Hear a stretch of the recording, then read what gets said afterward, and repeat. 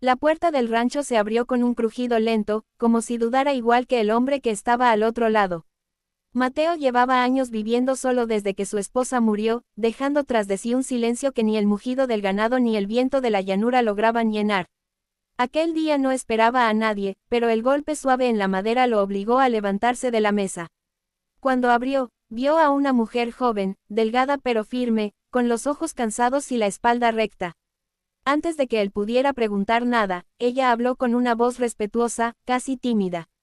Me dijeron que necesitaba una cocinera.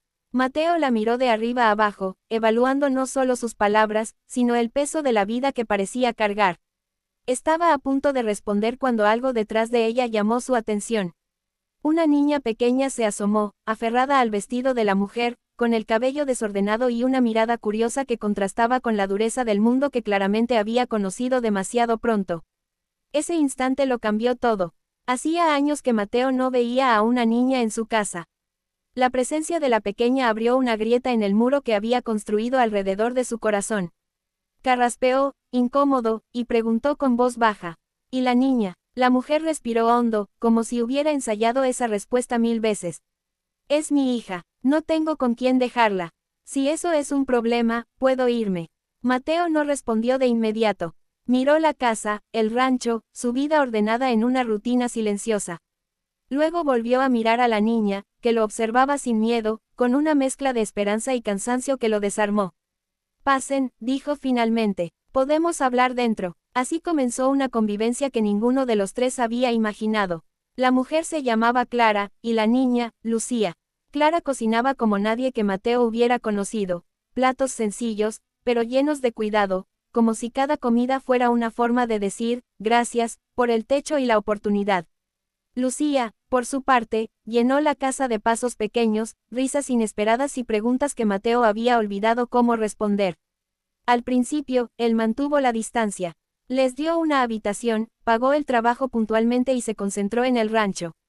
Pero poco a poco, la rutina cambió. Se sorprendía a sí mismo esperando la hora de la cena, escuchando las historias de Lucía sobre lo que había descubierto ese día, o notando cómo Clara tarareaba canciones suaves mientras lavaba los platos. Una noche, mientras el fuego crepitaba en la chimenea, Lucía se acercó a Mateo con una seriedad que no correspondía a su edad. ¿Puedo llamarte tío Mateo?, preguntó. Él sintió un nudo en la garganta. Asintió sin palabras, y la niña sonrió como si le hubiera regalado el mundo. Con el paso de los meses, el rancho dejó de sentirse vacío. Clara no solo cocinaba, ayudaba en lo que podía, aprendía rápido y nunca se quejaba. Mateo empezó a verla no solo como una empleada, sino como una mujer fuerte, marcada por el pasado, pero llena de dignidad. Y Clara, a su vez, empezó a ver en él algo más que un patrón, un hombre bueno, herido, pero capaz de ofrecer seguridad sin exigir nada a cambio. El día que Lucía enfermó, todo se hizo evidente. Mateo pasó la noche en vela junto a la cama de la niña, mientras Clara lloraba en silencio en la cocina, culpándose por no haber podido protegerla mejor en la vida. Cuando el médico dijo que solo era una fiebre pasajera, Mateo respiró aliviado como si se tratara de su propia sangre. No están solas aquí, le dijo a Clara esa madrugada. Nunca lo han estado. Ella lo miró con ojos húmedos, comprendiendo que esas palabras no eran una promesa ligera. El amor no llegó de golpe, sino como llega la lluvia a la tierra seca, primero en gotas tímidas, luego empapándolo todo. No hubo grandes declaraciones, solo gestos pequeños, una taza de café dejada en silencio, una manta sobre los hombros, una mano que encontraba otra en los momentos difíciles. Cuando finalmente Mateo le pidió a Clara que se quedara no como cocinera, sino como compañera de vida, Lucía fue la primera en celebrarlo. Ya sabía que eras parte de nuestra familia, dijo la niña, abrazándolo. Y en ese momento, Mateo entendió que aquel golpe en la puerta, aquella mujer buscando trabajo y aquella niña asomándose detrás de ella, no habían llegado por casualidad. Habían llegado para devolverle un hogar, una familia y un amor que no sabía que todavía podía tener. El silencio del rancho se llenó poco a poco de nuevas rutinas. La mujer, llamada Clara, se levantaba antes del amanecer para encender el fogón, amasar el pan y preparar café fuerte, mientras su hija Lucía barría el porche con una seriedad que no correspondía a su corta edad. El vaquero viudo, Mateo, observaba todo desde la distancia, sorprendido por cómo aquella presencia femenina estaba devolviendo vida a una casa que llevaba años sumida en la quietud y el polvo. Mateo no era un hombre de muchas palabras. La muerte de su esposa lo había vuelto reservado, casi áspero, pero en su interior había un cansancio profundo, una soledad que se le pegaba a los huesos. Al principio, trató a Clara solo como una empleada. Instrucciones breves, pagos justos, silencio respetuoso. Sin embargo, cada día algo se quebraba un poco más dentro de él.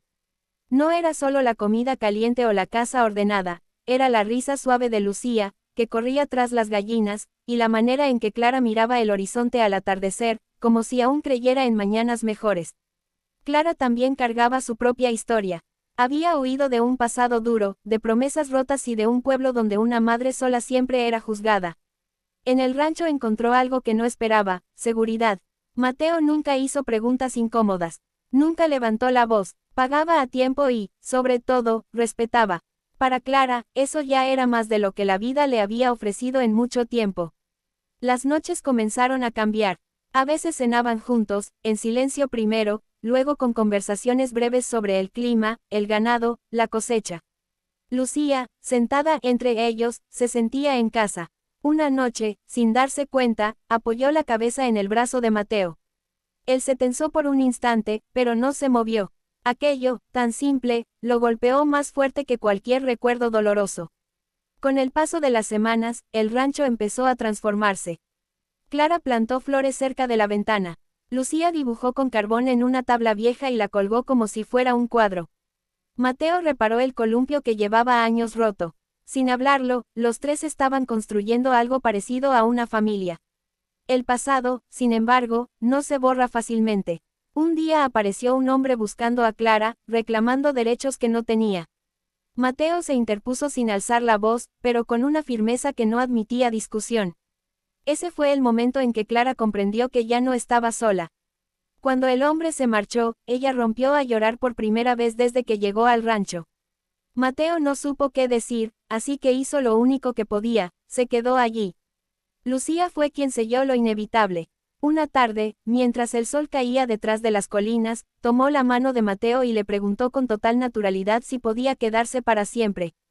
Clara contuvo el aliento. Mateo miró a la niña, luego a Clara, y por primera vez en años sonrió sin miedo. No prometió nada con palabras, pero su mirada lo dijo todo. El tiempo siguió su curso. El rancho prosperó, las heridas sanaron despacio, y lo que empezó como un simple trabajo se convirtió en un hogar compartido. Mateo descubrió que el amor no siempre llega como una tormenta, a veces entra despacio, llamando a la puerta.